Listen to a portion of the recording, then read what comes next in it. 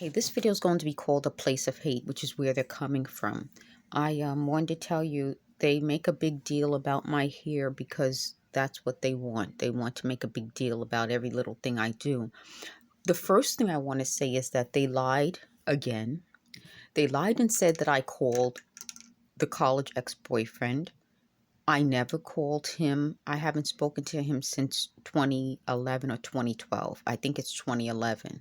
I haven't spoken to him in years. The reason I think it's 2011 is because I went to a high school reunion and I think I called him around that time. So my high school reunion was in 2011, just to show you how many years ago I would have spoken to him. They said he was on Twitter and he at me, but I didn't see his name. He didn't make any contact with me through that means. I haven't spoken to him since 2011.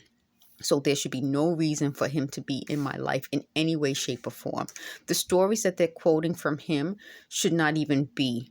So I went to the police station. They didn't do a report, but I tried to get a restraining order against him and the elementary schoolmate.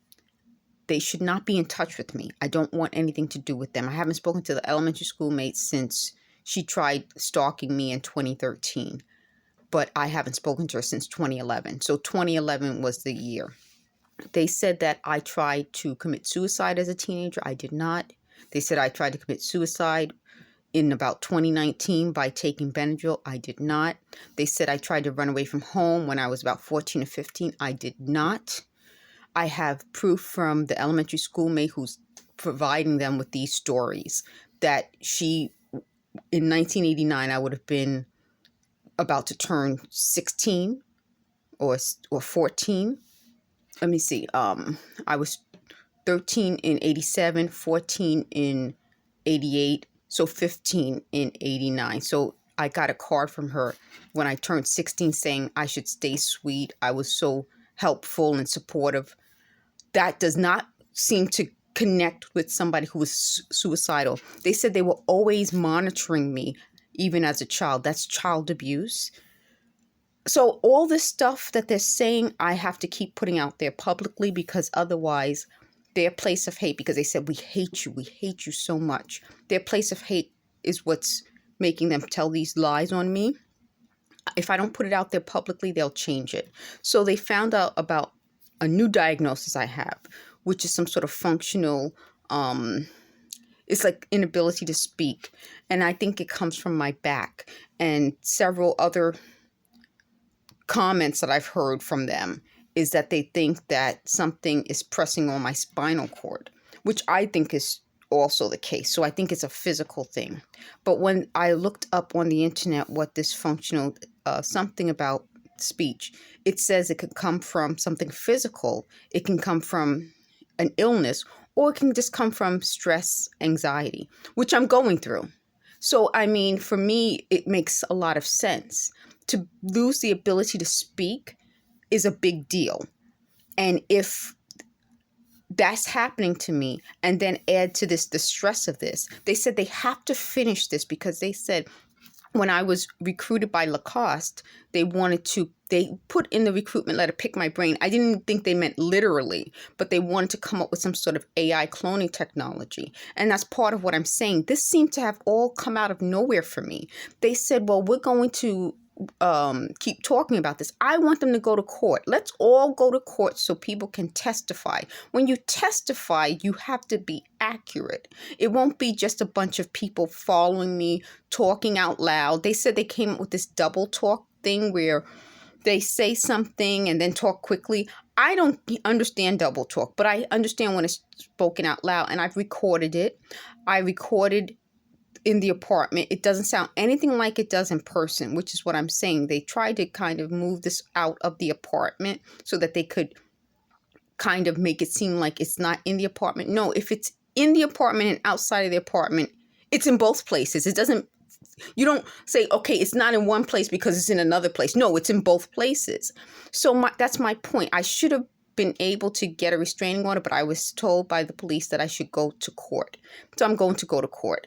I have more than enough proof that the elementary schoolmate is involved in this and that the college ex-boyfriend is. So they're upset because they said, well, the college ex-boyfriend allegedly contacted me on Twitter under some other name.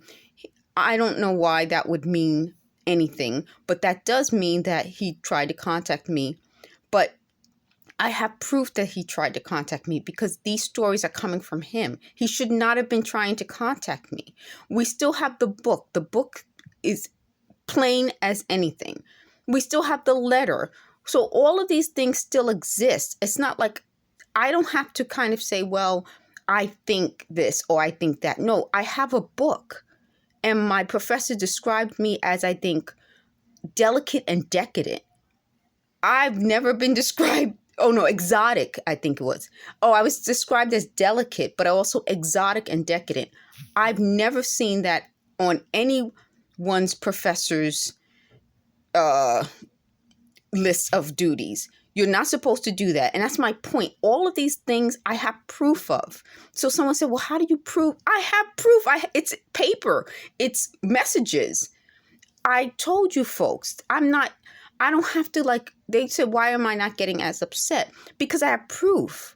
After trying to cut every type of relationship or any contact with the elementary school mate, the mother sent my mother a card and my mother returned it to sender. She rejected it.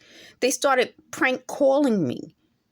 So I'm saying I have proof. I don't understand why these people, no, not regular people, are trying to make it seem like it's in her head. No, it's not in my head. My mother hears this.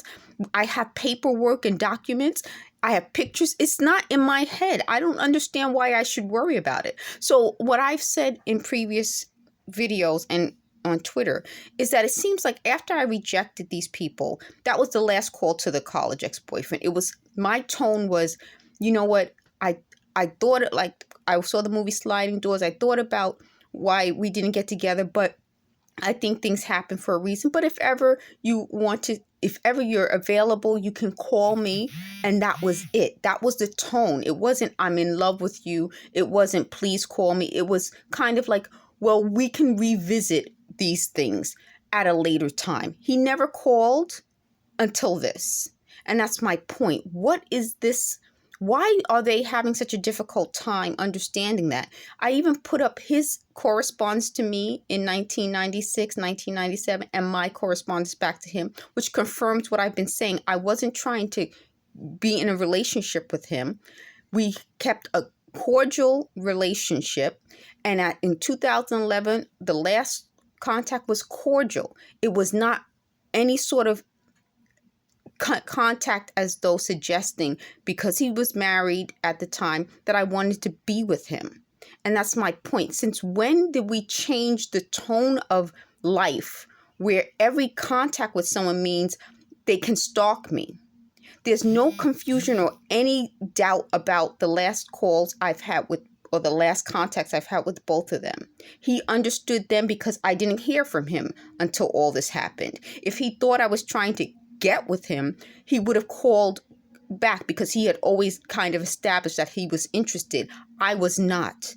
That was before he was married, and definitely not when he was married. There was absolutely no innuendo or way that I would have made it sound like I wanted to be with a married man. That's my point.